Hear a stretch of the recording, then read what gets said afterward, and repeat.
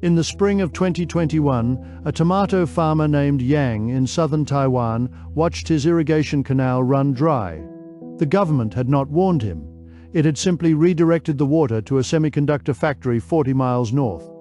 And that decision explains why the most advanced technology on Earth is now in a zero-sum fight with the most basic human need. Chapter 1. Why did Taiwan stop growing tomatoes to make chips? Yang is a tomato farmer in southern Taiwan. In the spring of 2021, he woke up to find his irrigation water had been cut off. Not reduced, eliminated. The Taiwanese government had issued an emergency order redirecting agricultural water to the Hsinchu Science Park, the heart of the island's semiconductor industry. Yang was not alone. Thousands of hectares of farmland were taken off irrigation. Young farmers who had invested in land and equipment watched their crops wither. This was not a normal drought. It was the worst drought Taiwan had seen in 56 years. The Baoshan Second Reservoir, which supplies the science park, had dropped to less than 4% of its capacity. Water trucks were rolling into Hsinchu to keep the chip factories running, and the government made a choice. MSCI, the financial research and index provider that tracks global markets, later analyzed the drought and confirmed what farmers already knew. Taiwanese authorities had prioritized semiconductor manufacturing over municipal and agricultural use during the crisis. The obvious explanation is that Taiwan was protecting its most valuable industry. TSMC, the Taiwan Semiconductor Manufacturing Company, produces roughly 90% of the world's most advanced chips. Those chips go into iPhones, fighter jets, and data centers. The government saw this as a national security priority. Taiwan's global chip dominance is widely viewed as a deterrent against hostile action from neighboring China. But the real mechanism is more uncomfortable. The choice was not between chips and nothing, it was between chips and food. Taiwan's own data shows that 70% of the island's water goes to agriculture. Only 10% goes to industry. During the drought, the government stopped irrigating farmland to protect a sector that uses a fraction of the water. The economic value of a single semiconductor wafer is thousands of times higher than a basket of tomatoes. The incentive is obvious. The consequence is that a country was choosing silicon over sustenance. If we remove all the complicated words, the system is simple. When water runs short, the crop that pays more gets the hose. And right now, microchips pay more than tomatoes. I thought this was about a drought. It's actually about a pecking order. Thousands of hectares of farmland, deliberately dried out. That number doesn't care about your salad. But here's the thing. Yang's point was not about economics. It was about security of a different kind. A country needs its own food supply, he told reporters. You cannot import everything you eat. He was describing a hidden failure mode. The system that prioritizes high-margin chips over low-margin agriculture is maximizing one variable while eroding another. And erosion is hard to see until the foundation cracks. Chapter 2. How much water does a computer chip actually drink? I thought the answer was a lot. Then I saw the numbers. A single 300mm silicon wafer, the thin disk of silicon that becomes the brains of your phone, requires roughly 2,200 gallons of water to manufacture. That is roughly 8,300 liters for one wafer. Most of that water is not ordinary tap water. It is ultrapure water, or UPW, which is thousands of times cleaner than drinking water. Even a single salt ion can ruin a chip, so the water must be stripped of nearly every mineral, particle, and dissolved gas through a purification process that itself consumes massive energy. A large fabrication plant, or fab, producing 40,000 wafers per month can consume nearly 5 million gallons of water per day. That is the daily water usage of a city of 60,000 people. TSMC, the world's largest contract chip maker, consumed over 100 billion liters of water in 2023 alone. That was a 21% increase from the year before. The entire global semiconductor industry already uses as much water as Hong Kong, a city of 7.5 million people. The obvious explanation is that chip makers are wasteful, that they could simply recycle more. But here is the inversion. TSMC does recycle. It has built industrial reclaimed water plants. It has invested in advanced treatment systems. But in 2023, only 3% of the water used in semiconductor manufacturing globally came from recycling. 97% came from natural freshwater sources. The reason is not corporate laziness. It is physics. Ultrapure water cannot be produced from just any source. It requires a starting pool of clean fresh water so large that even aggressive recycling cannot close the loop. If we remove all the complicated words, the problem is not that chip makers waste water. It is that making chips requires water cleaner than what most of us drink, and you cannot create that from thin air.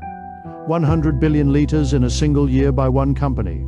I had to read that twice, but the real shock is not the volume, it is the location. The world's most advanced chips are made in places that are running out of water. Taiwan has faced drought conditions since 2021. Arizona, where TSMC is now building a $65 billion manufacturing complex, has been in official drought since 1994. The Colorado River, which supplies 36% of Arizona's water, is shrinking. In the summer of 2023, Phoenix recorded its hottest month ever, with temperatures above 110 degrees Fahrenheit every single day. And yet, that is where the United States chose to onshore its most water-intensive industry. Chapter 3. Why is Arizona letting chips move in while homes get turned away? In June 2023, Katie Hobbs, the governor of Arizona, held a press conference that made national headlines. The state had completed a new groundwater model for the Phoenix area. The results were stark. The Phoenix Active Management Area, which covers most of the metro region, was short nearly 5 million acre-feet of water over the next 100 years. The state announced it would stop issuing permits for new housing developments that relied on groundwater. Thousands of home lots were suddenly in limbo. Builders sued. The housing market froze in parts of the fastest-growing suburbs. 1 month later, in July 2023, the city of Phoenix recorded its hottest month in history. The same month, TSMC and Intel were expanding their chip manufacturing footprints in and around the city. TSMC had already signed a $12 billion agreement in 2020 to build its first US fab. The company is now investing $65 billion in total, the largest foreign direct investment in Arizona history. The city committed over $200 million in infrastructure improvements to support the project. Intel, which has operated in the Phoenix suburb of Chandler for decades, is building 2 new plants. The obvious explanation is that chip factories use less water than agriculture, and that is true in absolute terms.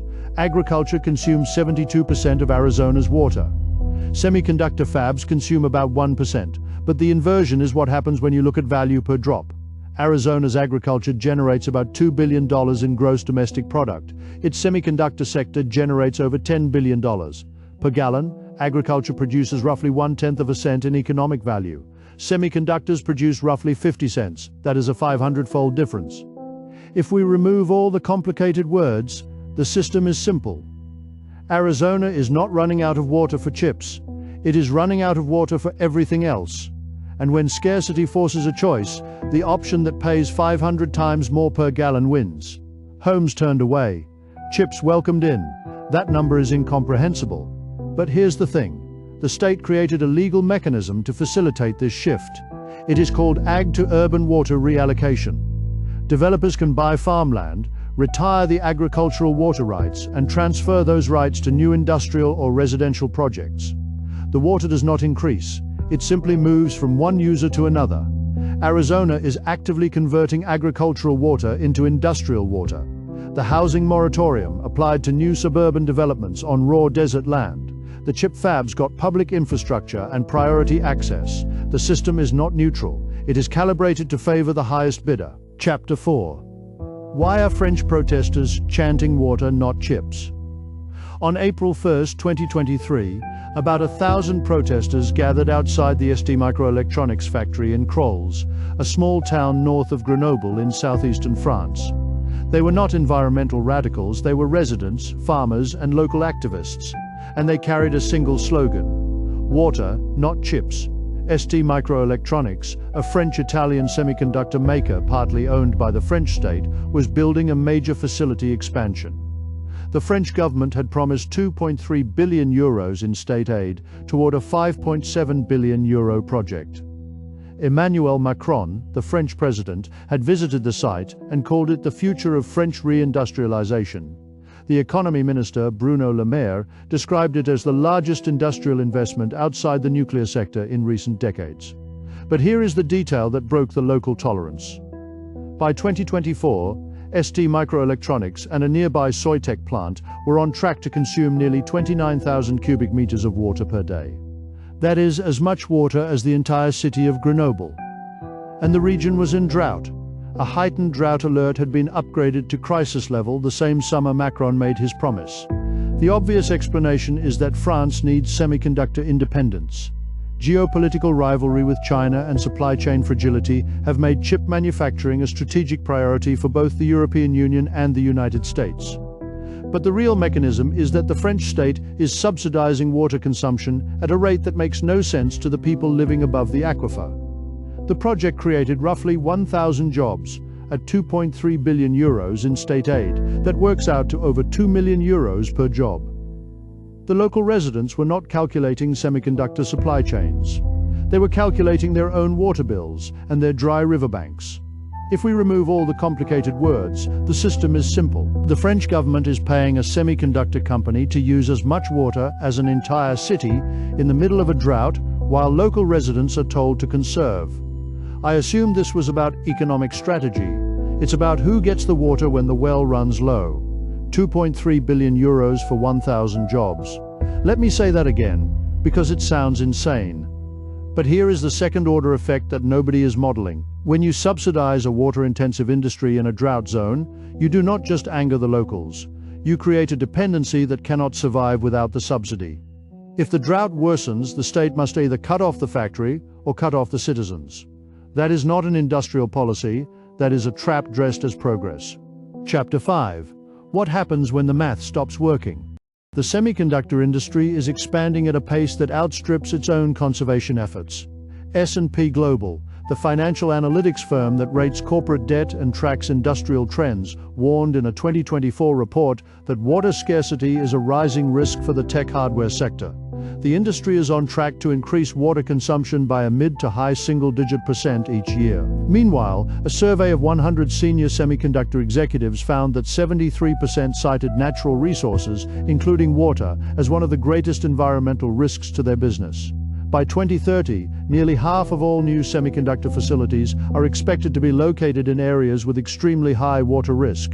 The industry is not moving toward water abundance. It is concentrating in drought zones because those zones offer tax incentives, cheap land, and political support. Taiwan offers semiconductor dominance as geopolitical insurance. Arizona offers the CHIPS Act, the U.S. federal subsidy program that has committed tens of billions of dollars to domestic chip manufacturing. France offers strategic autonomy rhetoric. All three are running short of water. The obvious explanation is that technology will solve this. That recycling, desalination, and efficiency gains will close the gap. But technological advances in water efficiency cannot fully solve the issue when aggregate demand is rising faster than efficiency improves. A fab that recycles 65% of its water still needs a massive freshwater input. And when every country is racing to build more fabs, the aggregate demand overwhelms the local supply. If we remove all the complicated words, the system is simple. We are building the world's most water-hungry industry in the world's driest places and calling it progress. I thought the question was whether chips were worth the water. The question is whether we can afford to find out. The global semiconductor industry already uses as much water as a city of 7.5 million people. That number doesn't care about your next phone upgrade. The story is ongoing. TSMC is building a 15-acre industrial water reclamation plant in Phoenix, scheduled to open by 2028. It aims to recycle nearly all on-site water, but the plant itself requires water and energy to operate. It is a mitigation, not a solution. Meanwhile, Arizona is still in drought, Taiwan is still rationing, and Grenoble is still protesting. It's hard to know exactly when the collision becomes a crisis. We'll see whether the next drought forces a factory shutdown or a crop failure first. But here's the thing. The system is not designed to prevent the collision. It is designed to accelerate the industry and hope the water holds out. Chapter 6. The unanswered question.